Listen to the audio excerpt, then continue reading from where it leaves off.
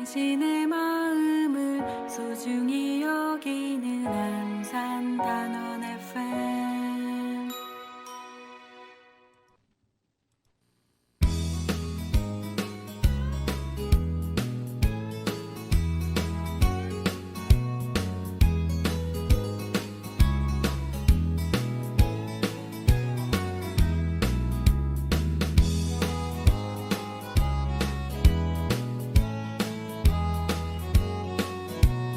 안녕하세요. 88.7MHz 단원 FM에서 보내드리는 LQ를 지향한다. 천원석의 횡설수설 인문학 5번째 방송을 시작하겠습니다. 저는 진행을 맡은 천원석입니다.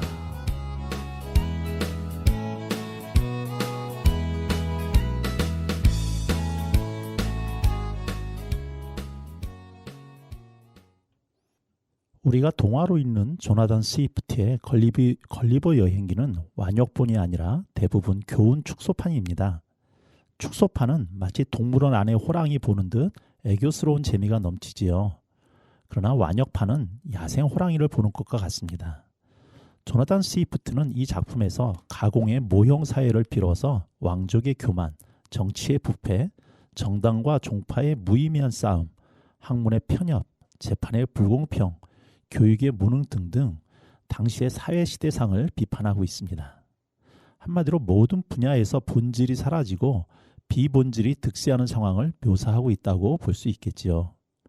걸리버의 첫 여행지는 소인국 릴리푸트였습니다. 그는 그곳에서 황제의 명을 받아 싸우는 숨은 병기가 됩니다. 그런데 소인국 사람들은 너무나 우스운 명분으로 싸웁니다. 이들은 구두의 뒷굽이 높은 당과 낮은 당이 있어서 격렬하게 싸우기도 하고요. 더 우스운 건 소인국들의 100년에 걸친 전쟁은 계란을 어떻게 깨먹을 것이냐 하는 문제로 인한 것이었습니다. 계란의 한 면은 다른 면보다 조금 더 불룩하지요. 하지만 계란을 먹을 땐 어느 쪽으로 깨먹든지 상관이 없지 않겠습니까? 달걀의 둥근 쪽 끝을 깨트려 먹는 게 법이었지만 한 왕자가 달걀을 깨다가 손을 베어버리고 맙니다.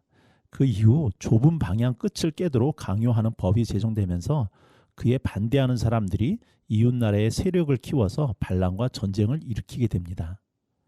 한마디로 비본질에 대한 집착이 전쟁으로 이어진 것이겠지요. 그래서 걸리버 여행기가 던져주는 교훈은 어쩌면 악이라는 본질을 삼켜버린 비본질을 의미하며 가장 중요한 본질을 보지 못하고 욕망의 비본질에 집중할 때 그것이 바로 악이 된다는 것이 아닐까 합니다. 우리는 살아가면서 본질이 아닌 것을 가지고 얼마나 싸우고 다투는지 모르겠습니다. 다툼을 해결하기 위해서는 본질에 집중해야 하는데 비본질에 집중할 때 그 다툼은 영영 해결될 수가 없겠지요. 성경에는 예수가 당시의 권력층이던 종교 지도자와 정치 지도자들에게 엄청난 공격을 받는 장면이 자주 등장합니다. 그런데 그 주된 공격 이유 중에 하나가 바로 안식일에 관한 것이었습니다. 성경에서 하나님이 안식일을 정해준 것은 인간으로 하여금 쉬라는 것이었습니다. 노동도, 걱정도, 근심도 모두 멈추고 쉬라는 것이었는데 하지만 당시에 권력 지도층이었던 바리새인들은 안식일을 쉬고 멈추는 데 초점을 둔 것이 아니라 금지에 초점을 두었습니다. 쉬고 놀아야 하는 대신 금지하고 억압하고 감시하고 비판하는 일에 중점을 둔 것이었죠. 바로 비본질에 대한 집착이었던 것입니다. 청취자 여러분, 여러분들께서는 지금 본질에 집중한 삶을 살고 계신가요?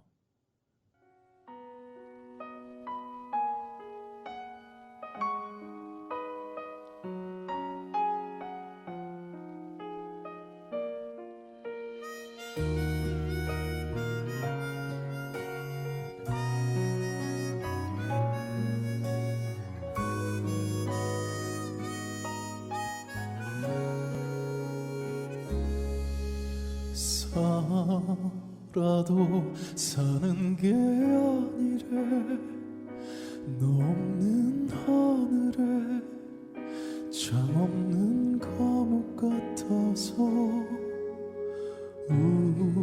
웃어도 웃는 게 아니래 초라해 보이고 우는 것 같아 보인대 사랑해도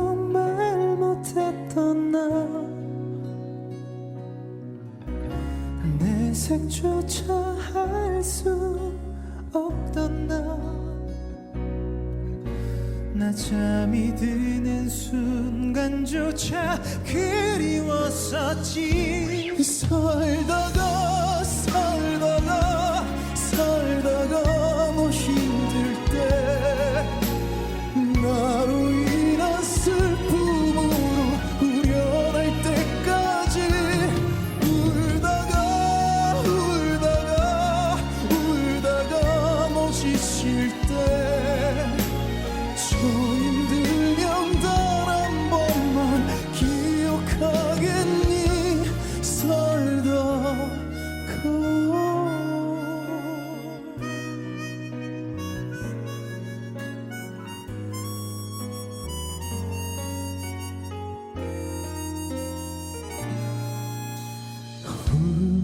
웃어도 웃는 게 아니라 초라해 보이고 우는 것 같아 보인다. 사랑해도 말 못했던 나 내색조차 할 수 없던 나 잠이 드는 순간조차 그리웠었지. 살다가 너 힘들 때 나로 인한 슬픔으로 후련할 때까지 울다가 너 지칠 때 저 힘들면 단 한 번만 기억하겠니. 우린 마지 못해 웃는 거겠지. 우린 마지 못해 살아가겠지. 내 곁에 있어도 나의 곁에 있어도 눈물 나니까.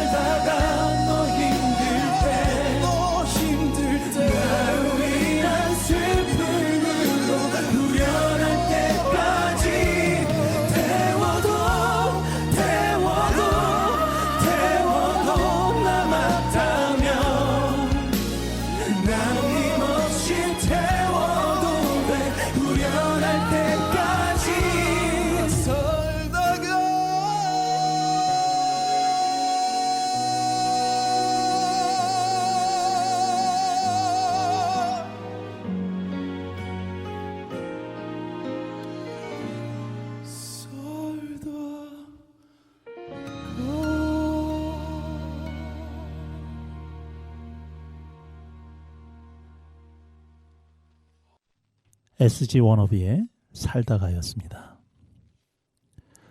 온 전선이 쥐 죽은 듯 조용하고 평온하던 1918년 10월 어느 날 우리의 파울 보이머는 전사하고 말았다.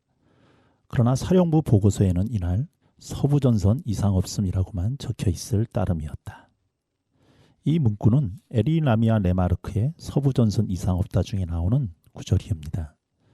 독일 작가 레마르크는 1차 대전에 징집되어 독일군으로 싸운 경험을 바탕으로 전쟁의 처참함과 삶의 허물을 묘사한 반전작가이지요. 1929년 발표된 그의 소설 서부전선 이상 없다는 전쟁의 비극을 일깨워주는 소설입니다. 이 소설의 내용은 다음과 같습니다.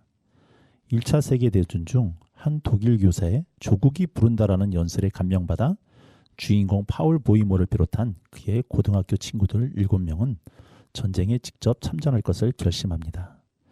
그들은 강한 애국심으로 무장하고 치열한 전선으로 향하지만 전쟁터는 오직 살기 위해 사람을 한없이 비정하게 만드는 지옥의 세계였습니다.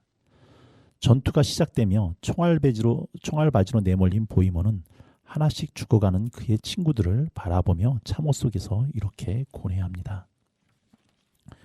우리는 존재하고 있지만 과연 살아는 있는 것일까? 이렇게 변해버렸는데 평화가 찾아온다고 무엇을 할 수 있을까? 그의 친구들은 하나씩 죽어갔고 가장 절친했던 휴머니스트 카진스키도 전사하게 됩니다. 보이모는 친구의 죽음 앞에서 이런 생각을 하지요. 모든 것은 예전 그대로이다. 다만 국경수비병 슈나티 나슬라우스 카친스크가 죽었을 뿐이다. 그 이상은 나는 아무것도 아는 게 없다. 이후 보이모는 다시 전선에 배치됩니다. 마지막 남은 그도 종전이 임박한 어느 날 프랑스 저격수에 의해 허망하게 사망하게 되죠. 그런데 그날의 군사 보고서는 다음과 같았습니다. 서부전선 이상 없다. 소설에서의 주인공의 죽음은 모든 것의 종말을 의미합니다. 그러나 서부전선의 큰 시각에서 보면 그저 이상 없다입니다.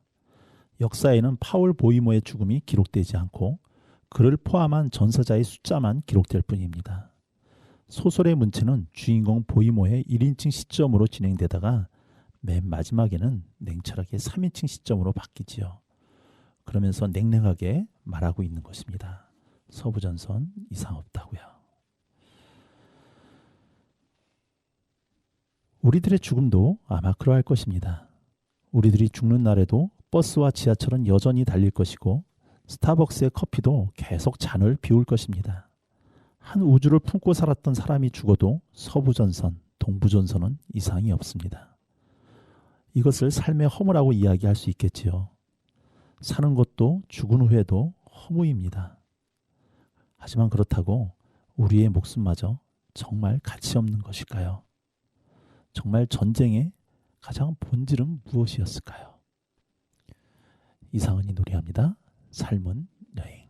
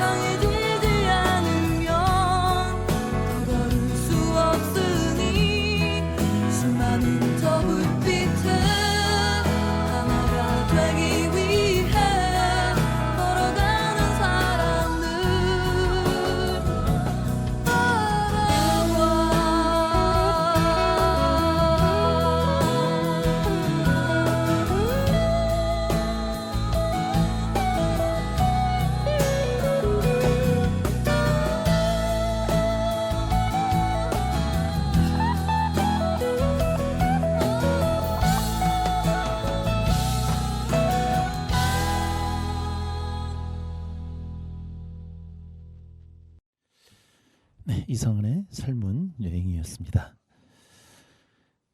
예, 지금 서부전선 이상 없다라고 하는 영화가 원래 1930년에 이제 흑백 영화로 제작이 됐었고요. 그다음에 1979년에 다시 컬러로 영화가 제작이 됐다가 2022년 작년에 또 한 번 영화가 됐죠.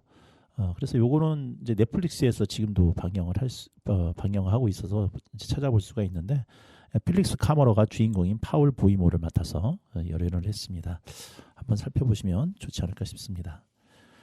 네, 지난 3회차 때 같이 티키타카 해주셨던 최운경 선생님이 4회차 때는 또 혼자서 제주도로 놀러 갔다 오셨어요. 그래서 4회차를 혼자 진행을 했는데 오늘 잘 제주도 바람을 맞고 뽀얀 얼굴로 오셔가지고 오늘 방송을 같이 해주시겠습니다.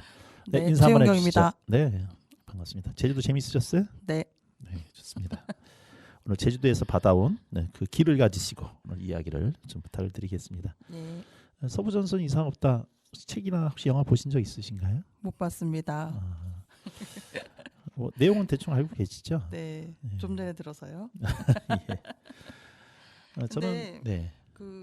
좀 전에 이제 서부전선 이상 없다 그러는데 사실은 그렇게 많은 분들이 전사를 했음에도 불구하고 그 보고에는 이상이 없다라고 되어지는 그 일상성 혹은 전쟁의 너무 참혹함 뭐 그런 게 느껴져서 그게 뭔지 좀 알 것 같기도 하고 또 하나는 갑자기 그 라이언 1번 구하기가 생각나면서 그 전쟁통에서 그 사람 하나를 구하기 위해서 수많은 사람들이 다 협력하잖아요.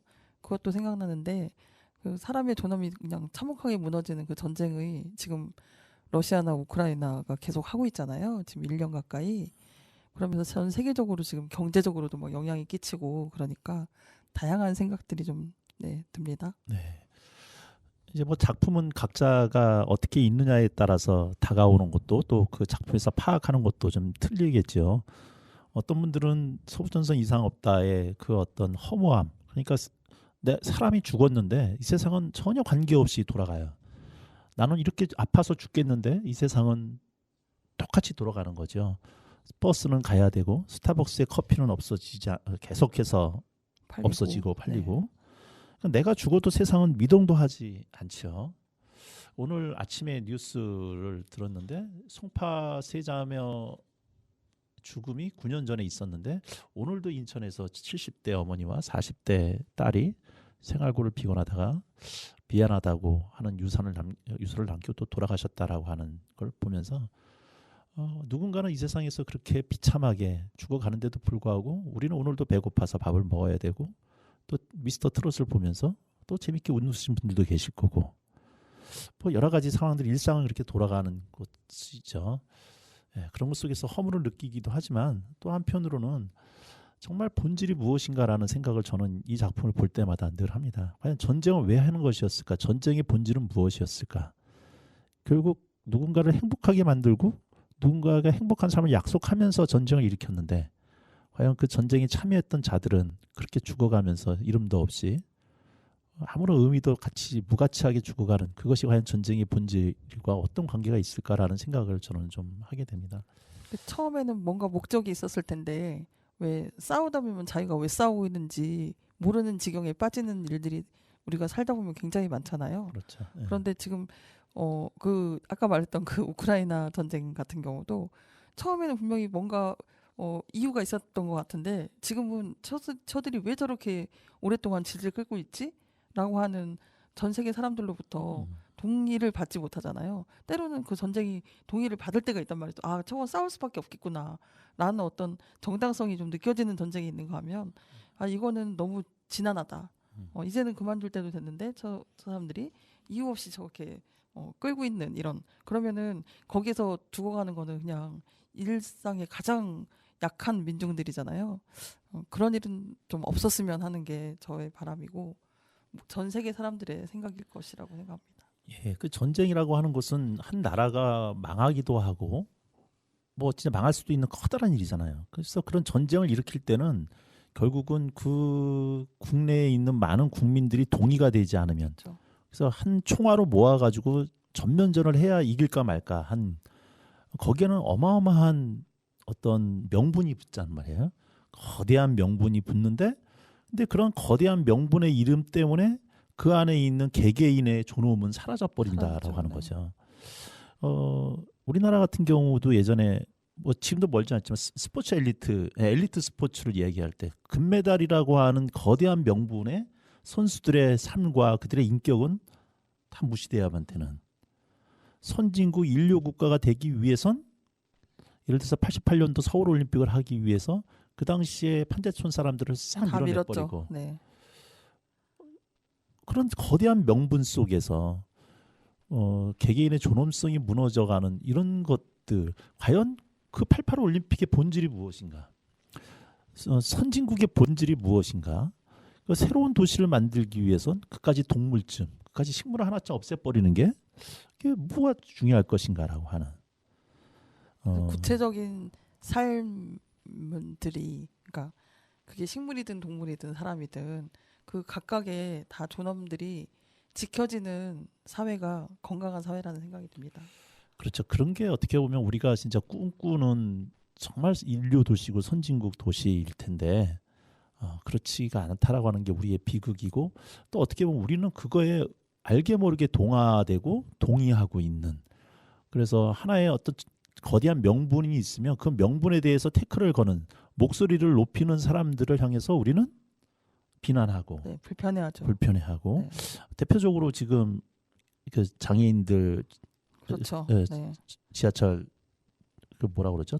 뭐 이동권 예, 투쟁. 이동권 네. 데모라고 하기도 좀 그렇고 야간 어쨌든 그런 투쟁이라고 해야죠. 예, 그런 시위들을 하고 있는데 거기에서 오는 불편함들 때문에 그들의 본질, 그들의 존재를 우리가 느끼지 못하고 있다라고 하는 것. 그러니까 우리 사회가 아직 교육적으로는 굉장히 미개라고 표현하면 좀 너무 그렇지만 아직 낮은 수준에 있다.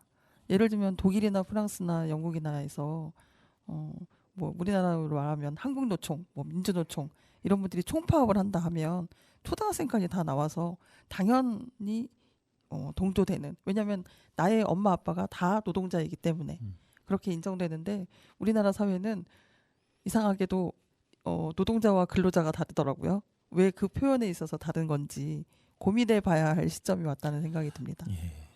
그래서 저는 이제 시는 잘 모르는데 그 특히 가장 어려운 시가 저 학교 다닐 때 이상의 시였죠. 네. 뭐 오감도니 뭐니 해가지고. 근데 이제 이상의 시 중에 하나 그나마 기억하고 있는 가장 마음에 드는 시 중에 하나가 최후라고 하는 시가 있어요. 능금 한 알이 추락하였다. 지구는 부서질 정도만큼 상했다. 최후. 이 미여하한 정신도 발하하지 아니한다. 그러니까 시인은 사과 한 알이 낙하했는데 그 땅에 부딪혔겠죠. 그런데 그 사과 하나 떨어진 것 때문에 지구가 부서질 정도로 상했다라고 하는 어떤 감수성을 보여주고 있어요. 그냥 흔하게 떨어지는 게 사과인데 그 사과 하나 때문에 지구가 상했다라고 하는 그런 시인의 감수성. 한 사람들이 죽어나가는데 전혀 무감각한 우리 사회. 그 비정규 노동자 청년들이 그렇게 잔혹하게 죽어가는데도 우리는 어느 정도의 감수성을 가지고 있는가. 그래서 누군가 그런 이야기를 했는데 진보라고 하는 것은 정말 연약한 자들에 대해서 분노할 수 있는 사람이 진보다라고 이야기를 했는데 그런 면에서 과연 우리 사회를 지탱하는 진보라고 하시는 분들도 그런 면에 있어 자유로울 수 있을까 이런 생각을 좀 해보게 됩니다. 예, 음악 하나 듣고 같이 이야기를 나눠보도록 하겠습니다. 이명주가 노래합니다. 천 개의 바람이 되어.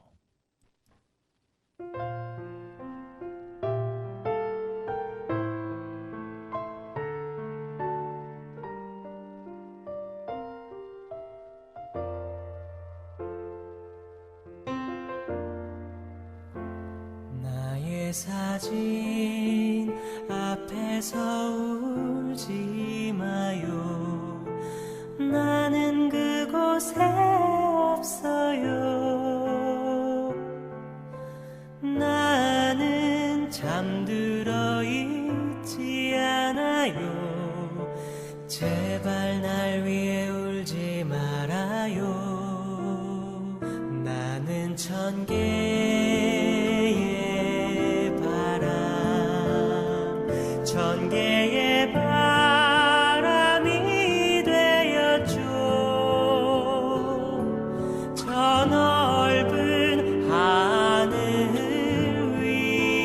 위를 자유롭게 날고 있죠.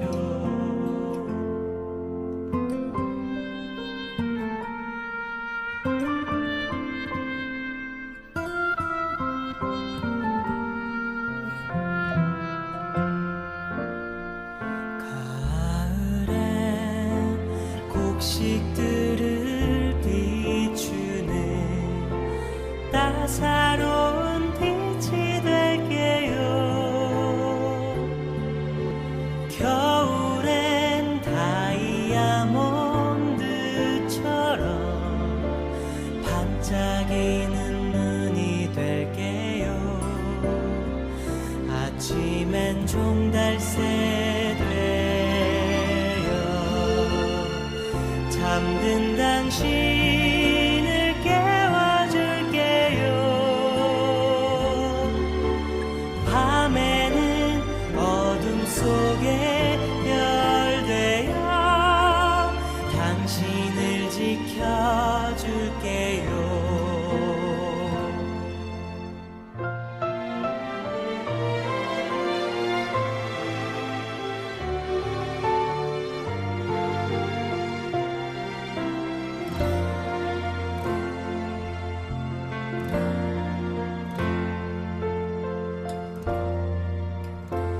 나의 사진 앞에 서 있는 그대 제발 눈물을 멈춰요. 나는 그곳에 있지 않아요. 죽었다고 생각 말아요. 나는 천 개의 바람 천 개의 바람이 되었죠. 저 넓은 하늘 위를 자유롭게 날고 있죠. 나는 천 개의 바람 천 개의 바람이 되었죠. 저 넓은 하늘 위를 자유롭게 날고 있죠. 저 넓은 하늘 위를 자유롭게 날고 있죠.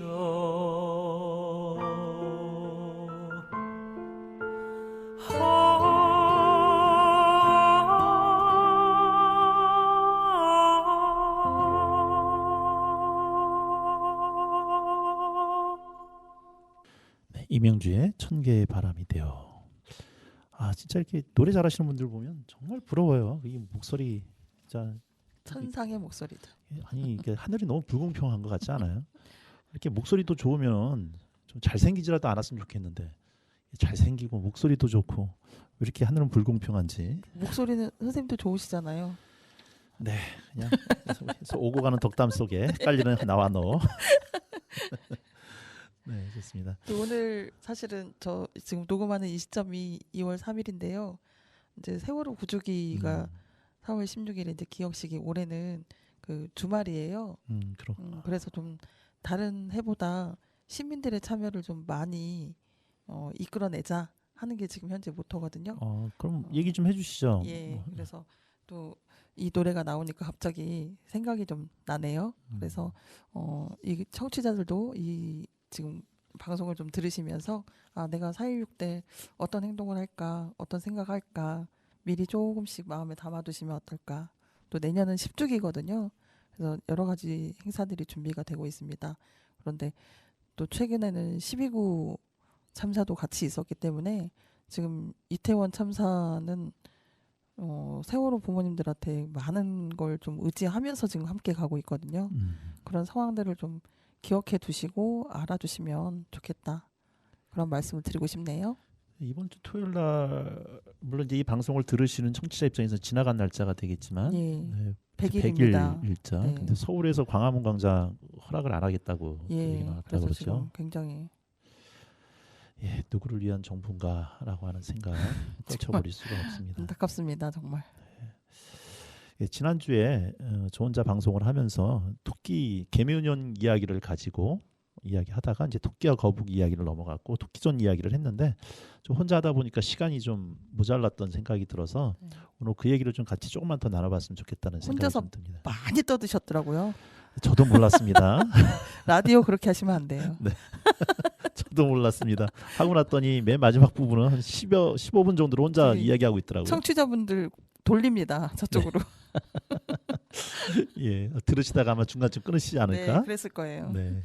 그렇습니다. 음악도 안 나오는 방송. 예. 자, 토끼와 거북이 이야기 뭐 잘 알고 계실 텐데요. 예. 근데 이게 이제 선생님도 그림책을 좋아하시니까 뭐 토끼와 거북이 이야기는 뭐 더 이섭 이야기에서 이 이야기를 했을 때의 그 처음 목적은 이제 거북이는 열심히 노력하면 된 존재. 그래서 토끼한테는 이제 자만하지 말라고 하는 교훈이었는데 그것이 지금에 들어오면서 새롭게 버전이 많이 그렇죠. 나오죠. 예, 예, 예. 예. 그러면서 이제 아이들한테도 그림책으로 새롭게 얘기되는 것 중에 하나가 특히 이제 임설아 작가라고 하는 그림책 유설화. 작가, 유설아 작가, 네. 예, 작가가 남의 성을 갈지 마세요. 죄송합니다. 예, 슈퍼 거북, 슈퍼 토끼라고 하는 그런 그림책을 네. 재밌게 낸 게 있어요. 특히 처음에 나왔던 게 이제 슈퍼 거북이라고 하는 거였는데 얘기 잠깐 해주시죠. 어떤 내용인지. 그 슈퍼 거북이 아니 먼저 말씀하세요. 더 까먹었어요. 예.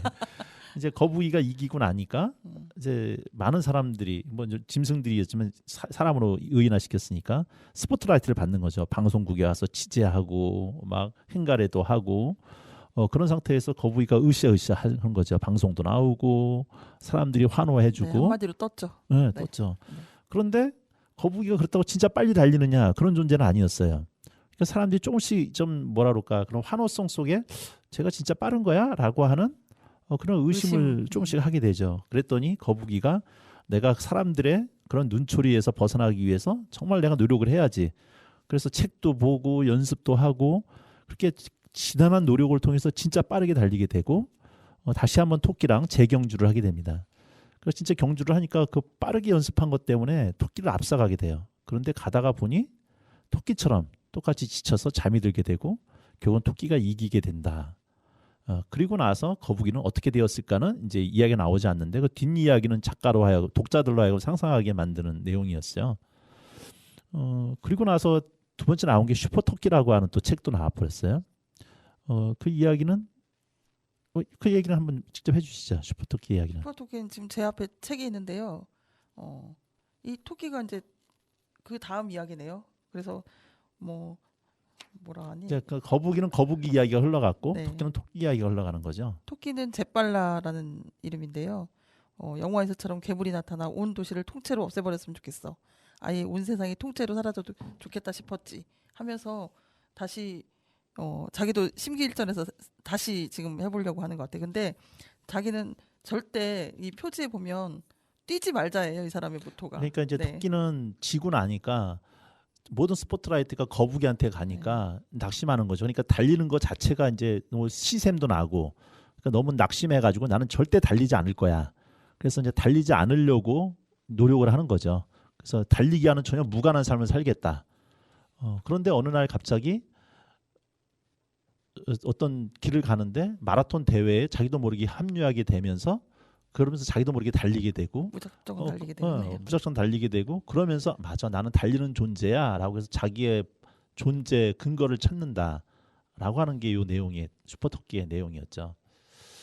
그래서 전 유설아 작가가 저는 이 작품을 통해서 하려고 했던 얘기가 결국 토끼의 본질은 무엇이냐 거북이의 본질은 무엇이냐 본질적인 삶이라고 하는 건 무엇이냐라고 하는 이야기를 하려고 했던 게 아닌가.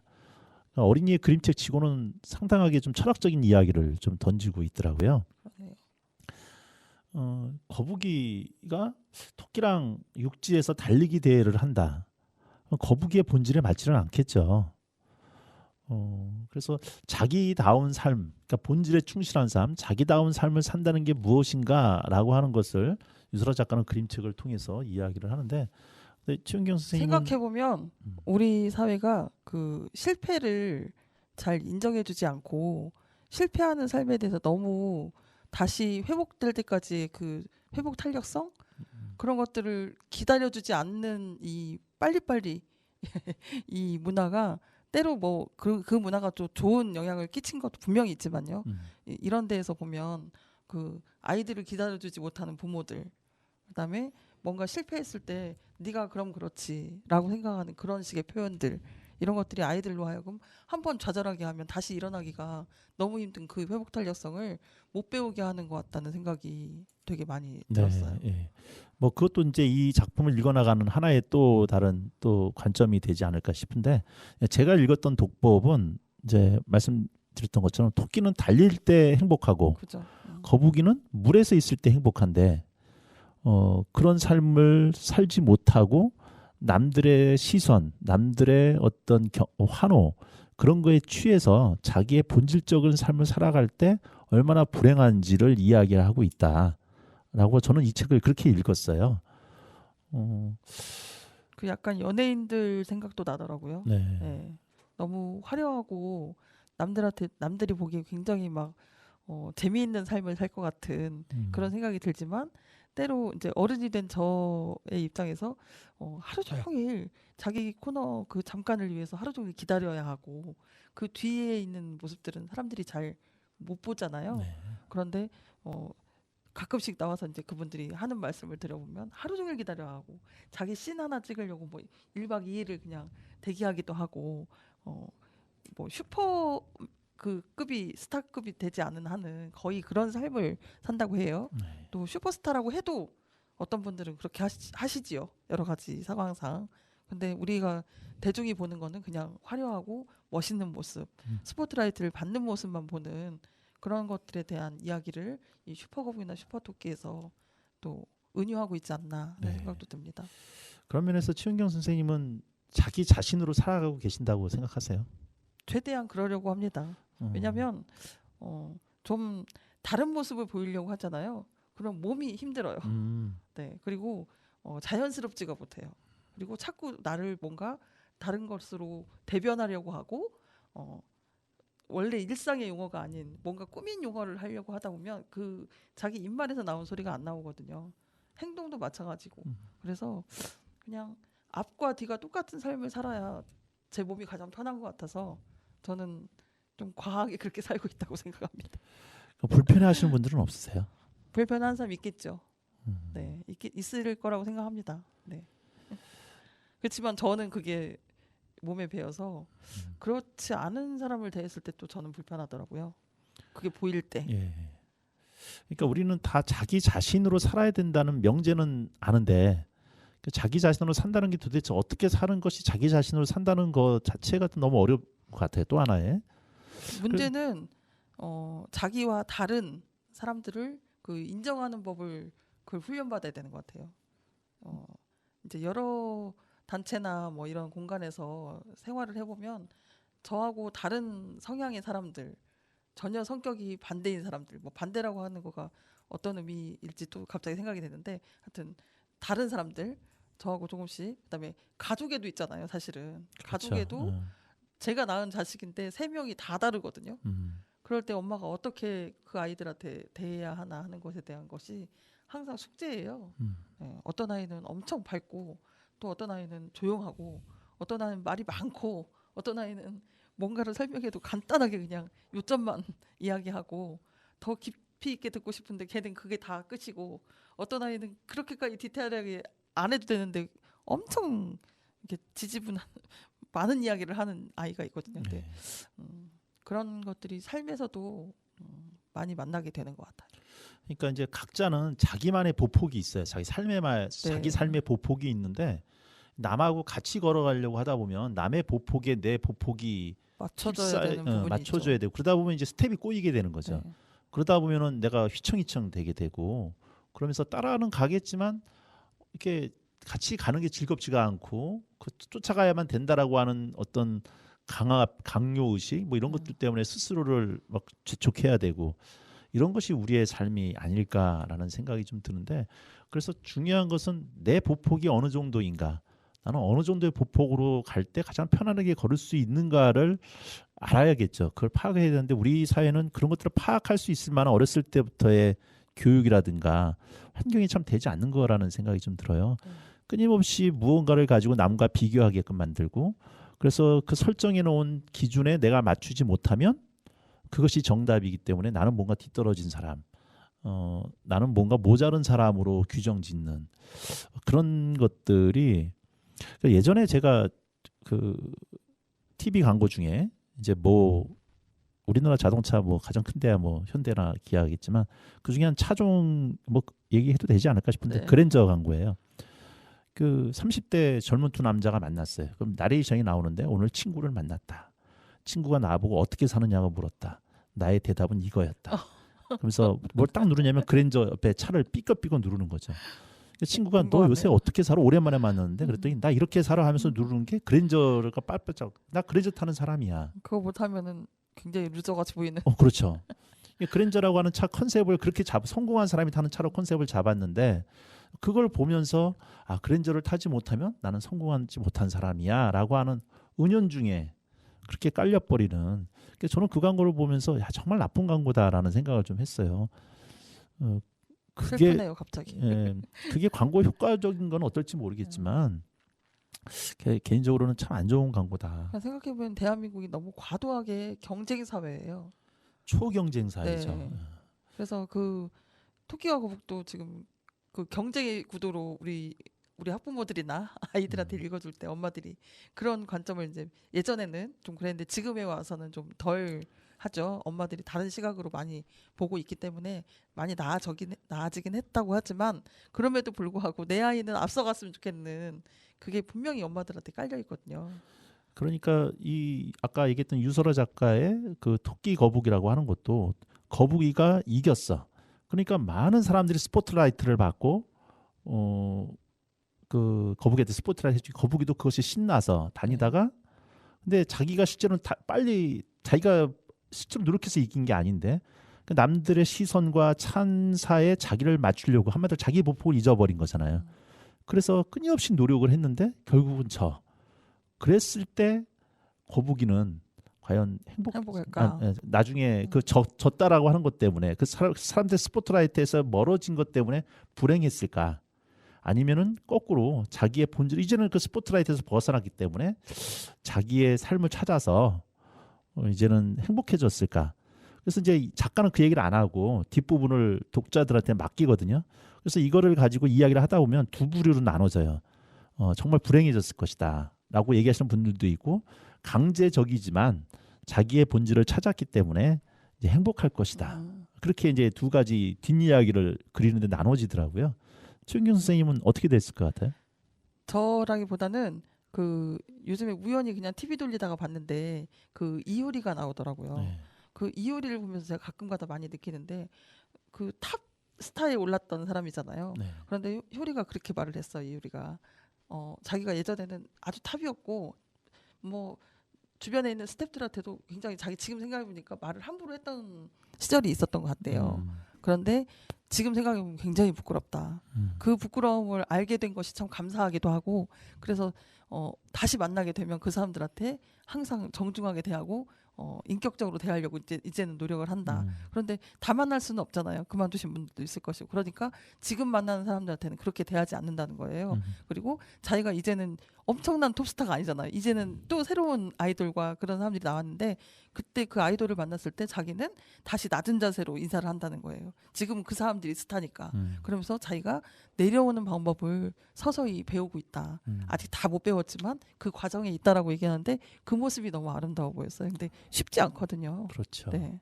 누가 그랬다고요? 이효리. 맞아요. 이효리 씨. 네. 그래서 참 멋있다. 네, 그런 삶이 멋있다. 저는 탑으로 가본 적이 없기 때문에 항상 그냥 이 평민의 삶이었기 때문에요. 그런 생각을 해볼 수가 없답니다. 예, 좋습니다. 또 너무 많이 이 얘기를 하면 또 채널이 돌아가니까 노래 한 곡 듣고 가죠. 윤도현이 부릅니다. 흰수염 고래.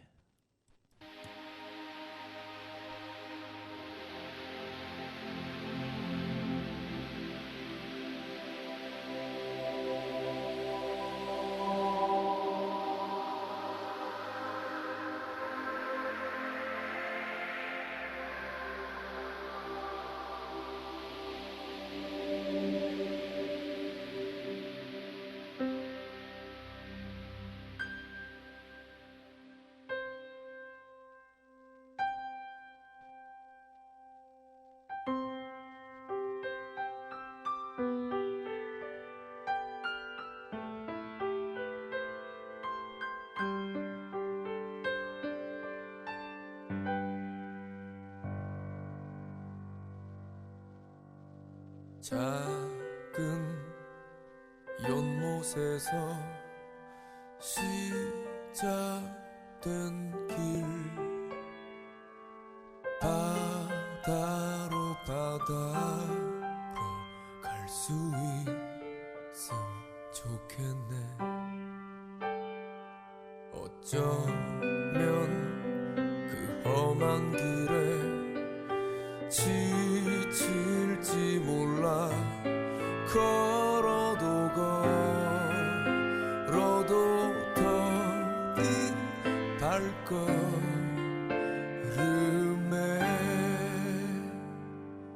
너 가는 길이 너무 지치고 힘들 때 말을 해줘. 숨기지 마. 너는 자가 아니야. 우리도 언젠가 흰 수염 고래처럼 헤엄쳐 두려움 없이 넓은 세상 살아갈 수 있는 그런 사람이기.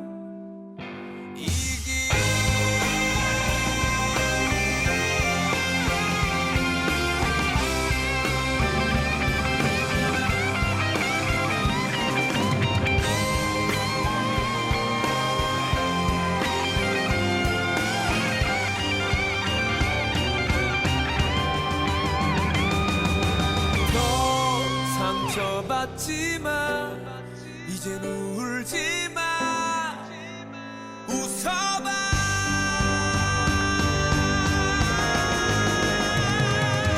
너 가는 길이 너무 지치고 힘들 때 말을 해줘. 숨기지 마. 너는 자가 아니야. 우리도 언젠가 흰 수염 고래처럼 헤엄쳐 두려움 없이 넓은 세상 살아갈 수 있는 그런 사람이고. 가는 길이 너무 지치고 힘들 때 말을 해줘. 숨기지 마. 너는 자가 아니야. 우리도 언젠가 흰 수염 고래처럼 헤엄쳐 두려움 없이 넓은 세상 살아갈 수 있는 그런 사람이기.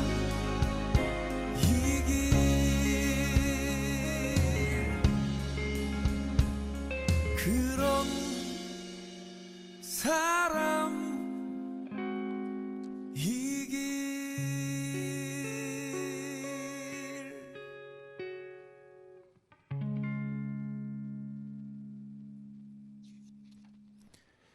네, 윤도현이 불렀습니다. 흰수염 고래. 예, 이렇게 선생님 막 얘기하다 보니까 시간 가는 줄 모르겠네요. 예, 네, 재밌네요. 예. 어쨌든 본질적인 삶을 살아야 된다. 특히 이제 나이가 들어서 보니까 그 나이대에 맞는 우린 단계가 있는 것 같아요. 이렇게 적정 연령이라고 하는. 그러니까 결혼은 몇 살에 해야 된다. 그리고 30대 때는 무엇을 이루어야 되고 40대 때는 무엇을 이루어야 되고 50대 때는 어느 정도가 돼야 된다라고 하는 나름대로의 사회에서 이렇게 정해놓은 무언의 어떤 정령기라고 하는 게 있는 것 같다라는 생각이 좀 들어요. 선생님이나 저나 50대에 접어들었는데 사회에서 얘기하는 50대의 기준은 뭐가 있을까요? 저는 50대 청춘이고 싶습니다. 네. 그래서 그 지천명이라는 말이 너무 어깨가 무겁게 들리더라고요. 1000명을 알기는 뭘 알아요. 아직 부록도 안 하고 못하고 네. 있는데.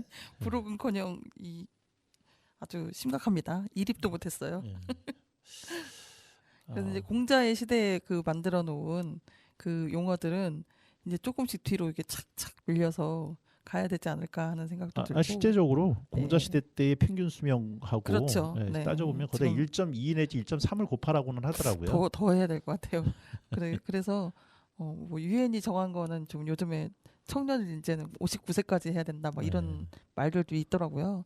근데 이제 우리가 그 시기에 뭘 해야 된다 하는 그런 거는 정설은 아니지만 그 사람답게 살아가는 그 법을 청년 때는 자기가 그냥 하고 싶은 거 다 한번 해도 좀 용납이 되는 부분들이 있잖아요. 또 그렇게 해야 그 뒤에 삶이 또 그렇죠. 네, 예. 있는 거고.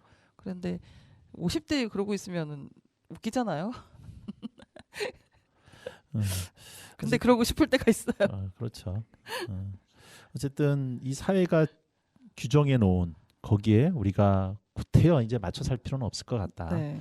거기서부터 자유로워지고 자기의 본질, 자기의 삶을 좀 찾아가는 그런 인생이었으면 좋겠다라는 그 생각을 하지만 마음과 몸은 아무래도 따로 놀 수밖에 없는 것이 또 우리 현실이고 그러니까 이제 50대 되면 어느 정도 경제적 안정을 이루고 자식들 결혼시켜야 될 정년기가 되면서 또 결혼시키기 위해서 또 부모로서 또 어떤 정도 해줘야 된다라고 하는 사회적인 또 어떤 평가도 있고 기대감도 있고 이런 것들로부터 아주 자유로워지기는 참 힘들다라는 생각을 요새 좀 뼈아프게 좀 하고 있습니다. 근데 50대, 60대로 갈수록 사람이 이제 보수화됐잖아요. 그렇죠. 자기 생각을 자꾸 끊임없이 한 번씩 더 점검하고 돌아볼 필요는 있는 것 있죠. 같아요. 예. 결국 그것이 이제 삶을 좀 더 젊게 살아갈 수 있는 게 아닐까 생각이 좀 들고, 예.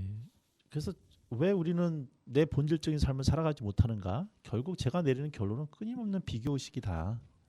남과의 비교를 통해서 나를 규정하려고 하다 보니 그래서 지난 우리가 2회차 방송 때 마치 말씀을 나눴었나요? 3회차 때 나눴나? 백설공주의 왕비가 왜 아무것도 부족함이 없었을 그 왕비가 왜 비참한 결과를 맞이하게 됐었는가? 그것은 백설공주라고 하는 자기의 비록 어떻게 보면 딸인데 딸하고도 비교함을 통해서 결국 그의 삶은 만족함을 모르고 무너질 수밖에 없지 않았을까. 남과의 비교를 하지 말자라고 하는 것이 제 나름대로의 모토긴 하지만 정말 어려운 시대를 살아가고 있는 것이 아닌가 그런 생각이 들고 그런 비교하지 않는 자녀들이었으면 좋겠다라고 하는데 알게 모르게 우리 부모 입장에서는 자녀들한테 끊임없이 그런 비교의식을 또 심어주는 게 아닌가. 그래서 남들 자녀 이야기를 통해서 나도 모르게 옆집 아이 이야기하게 되고 그런 것들이 아이들한테는 압력으로 다가가게 되고. 그래서 예전에 이런 말이 있었어요. 내 자식을 옆집 아이다 생각하고 기르면 잔소리가 줄어든대요. 그렇죠. 그렇게 해야 잘 쉽지 키운다고 않죠, 하는데 그것도. 쉽지 않습니다. 예, 뭐 오늘 이야기 본질에 대한 이야기를 서부전선 이상 없다를 가지고 또 토끼와 거북이 이야기를 가지고 최윤경 선생님하고 같이 한번 나눠봤습니다. 정말 이 얘기 갔다가 저 얘기 갔다가 우리가 오늘 이 프로그램의 이름답게 횡설수설을 하다가 끝나는 것 같습니다. 네, 그럼에도 불구하고 우리의 삶이 비록 비틀거린다 할지라도 나만의 보폭을 가지고 살아가시는 우리 청취자분들 되셨으면 좋겠습니다. 오늘 수고 많으셨습니다. 네, 최윤경 쌤. 고맙습니다. 네, 마지막 노래 띄워드립니다. 김현식의 내 사랑 내 곁에.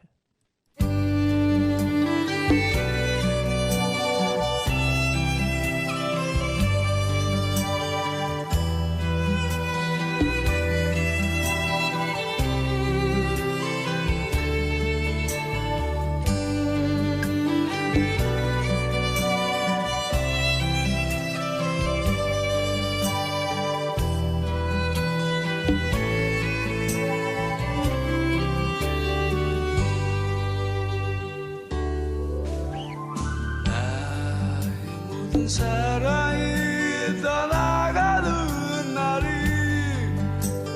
당신하고 웃음 뒤에서 함께 하는데